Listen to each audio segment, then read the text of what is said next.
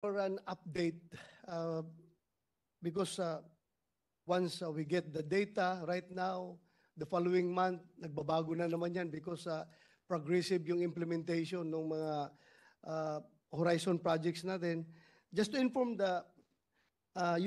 Your Honor, just to inform the good gentleman from San Juan, for Horizon 1, we are already 99% complete. So, it is composed of 53 projects and it can be 100%. Yung remaining 1% will be completed by 2026. And for Horizon 2, we are already 23% complete. And it will be 56% complete by 2029. And it is composed of 98 projects. Medyo mas marami kasi ito, kaya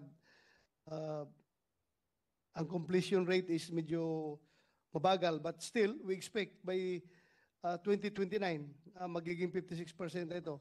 And for Horizon 3, right now, kung ang timeline na pag-uusapan natin, nasa Horizon 3 na tayo because Horizon 3 is 2023 to 2027. But still, we are zero completion rate. Wala pa tayong nakompleto dyan sa Horizon 3. And for this year, we have, yes, sir. Because this year lang na-approve yung Horizon, re-horizoning. This year lang. So, wala pa tayong nagawa. Mr. President, our honorable sponsor, dapat nga po, no, nabanggit nyo that dapat 2023 pa lang, Horizon 3 na tayo, that focusing on our external defense already, dapat 2023, especially now with the precarious situation in the West Philippine Sea. As I mentioned earlier, we are not here, hindi naman natin inaambisyon na tapatan po ang China in terms of military might. Sila po ay superpower, tayo po ay third world country. But again, we do support, of course, the aim of the armed forces to have that minimum credible defense posture. Ang kinalulungkot ko lang, Mr. Sponsor, Mr. President, every year that I have been here in the Senate, the AFP modernization budget always takes a cut. And probably this is one of the reasons kaya na-delay na. 2020 dapat nasa Horizon 3 tayo, pero kung nyo po mapapansin, Mr. President, may Horizon 1 pang naiwan, may Horizon 2 pang medyo marami, and another budget cut ang natanggap po natin mula sa age gap, no? So, and as you mentioned, Mr. Sponsor, that 7 projects will again be affected. So, madi-delay na naman further ang ating pong Horizon 3 AFP modernization, which is very important right now, especially in the sensitive situation in the West Philippine Sea. I would just like to ask, I know for a fact that we have new frigates already, some new vessels coming, new corvettes, no, that are coming. Can we request the department to provide this committee, the Senate committee, with an update on the anticipated delivery and timelines of these vessels? Kasi pong kailangan po sa aking pagkakalam, Mr. President, Your Honor, is that when you have new vessels, no, halimbawa po may mga frigates tayo, may mga bagong corvettes and other vessels, kailangan po meron pong support base po ito. Di ba?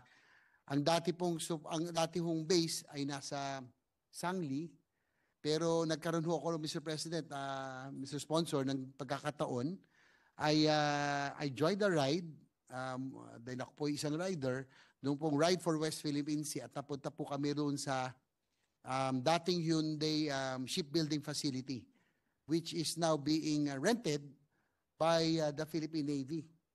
Am I correct, Mr. Sponsor? Yes, you're correct, Your Honor. We are renting that for in the tune of 1 billion per year. Yun na nga po.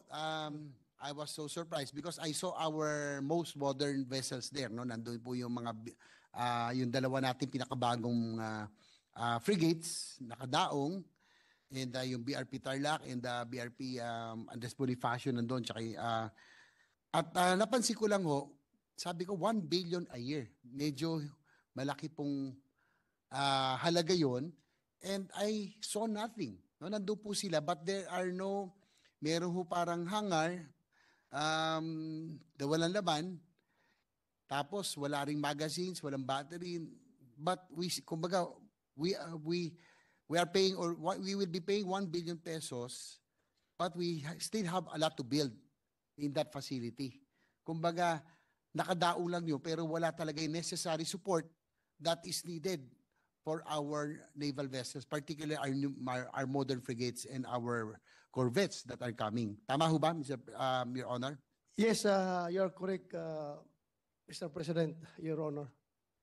That's why I ask for the timeline be given to us for the delivery timelines of the new, for the remaining frigates, corvettes, and the others, because Mr. President, we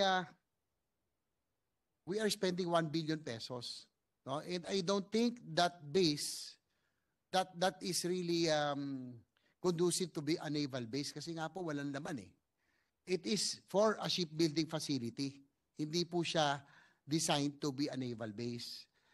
Ang nice, what if, because I happen to defend the Subic Bay Metropolitan Authority's budget, it was a former base, naval base of the US Navy.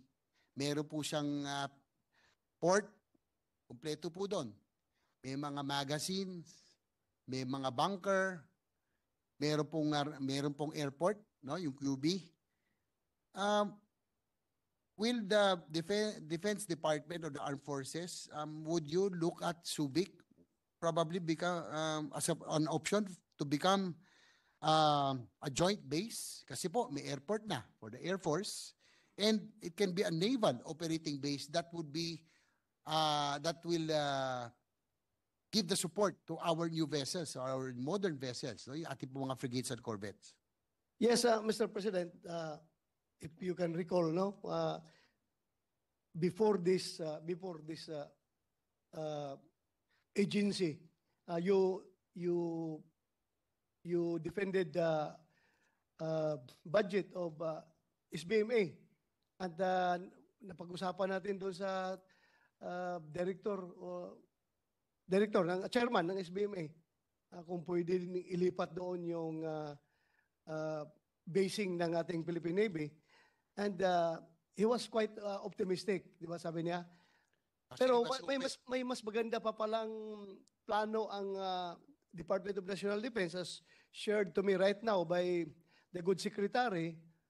Yung sa atin, we were hoping na from 1 billion annual rentals, baka mapababa natin kung ilipat doon sa loob by one half, by 500 billion. Pero yung kanilang plano ng DND pala mas maganda is they are awaiting the signature of the President for that presidential proclamation, making a portion of SBMA as their naval base. Well, So, medyo mabawasan ang gasto, Mr. President. well, that's good to hear.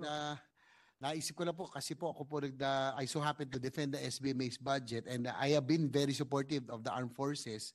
Sabi ko, it's kasi pag SBMA pinag-usapan, dati pong naval base, kumpleto na po, no? With 1 billion pesos that we are paying every year for a former shipbuilding facility, which is not really designed, no, to be a service facility or a support facility for our naval vessels. Sabi nga, no, kanina nag-usap tayo, and I opened the idea to the chairman of the SBMA. I think it will be a win-win situation for the armed forces, for the Defense Department, and the SBMA as well. Sabi ko, yung 1 billion, kahit ba kalahati na lang mapunta sa inyo for rental and others, di ilang locators na ho yun, no? Ready, nandun na po. And then with the extra savings that we have, that could be used by the Defense Department or the Armed Forces to improve the facilities further. So at least magkakaroon yung ating po mga bagong frigates, yung mga corvette na darating, mabibigyan na natin ng necessary support, the necessary support that is needed so that they can function better. No? And with the situation right now in the West Philippine Sea, for our improvement of our external defense, it will be a good idea to have a joint base with the Air Force there, our Navy, nandun na po yung mga port, nandun yung meron tayong yung QB Airport, and probably the Army, probably your NOLCO, pwede na ilipat doon kung kumpleto na. And yung po kasing Clark, a former US Air Base also, may retention area for as a military base. Itong SBMA, I'm glad that the Secretary already mentioned that the President would already issue an order, no, for an area. Dapat talaga may retention area, dati itong base for military base. So with that, Mr. Sponsor, Mr. President, I would be glad to facilitate this meeting with SBMA. Total, hindi naman sila pwedeng humindi. Kung hindi natin sila tutulungan sa budget nila. But likewise, as I mentioned to the chairman of the SBMA, it will be a win-win situation both for the Subic Bay Metropolitan Authority, for the DND, and our Armed Forces of the Philippines. Importante po magkaroon tayo ng joint base that will house all the major commands. Of course, yung ating pong Air Force, Navy, and Army would be in one base, Mr. Chair. Nandun na po ang ready na po. May mga magazines, may mga bunkers, again, and other facilities. And including our submarines. We can base our submarines there. Actually, naka-ready na po. If we, in the future, if we really are to acquire a submarine, it will really require a base of its own, no? To serve as a support facility for the submarines that we will be acquiring later on. So I think Subic is really the most ideal to be a base. And be rest assured to the DND family and the armed forces that we will work on this. I am glad to work on this, and if necessary, if I would support the retention of the 10 billion budget cuts, and if necessary, I would like to augment so that already we can already start with that joint base that is we would want to establish in Subic right away. Mr. President, Your Honor. Yes, thank you, Your Honor. Mr. President, in the proper time, I think you and me can make Yes. the proper amendment to this budget during the period of amendment. Yes, Your Honor, Mr. President, I would be glad to support your amendment. Likewise, I'll make my own amendment also to augment further, aside from proposing that the 10 billion budget cut be restored. I would really propose that the budget of the armed forces AFP modernization be augmented so that we can catch up already with the Horizon 3. Thank you, Mr. President. Thank you, Mr. Sponsor. Thank you for your concern to the armed forces of the Philippines, Your Honor. Mr. President.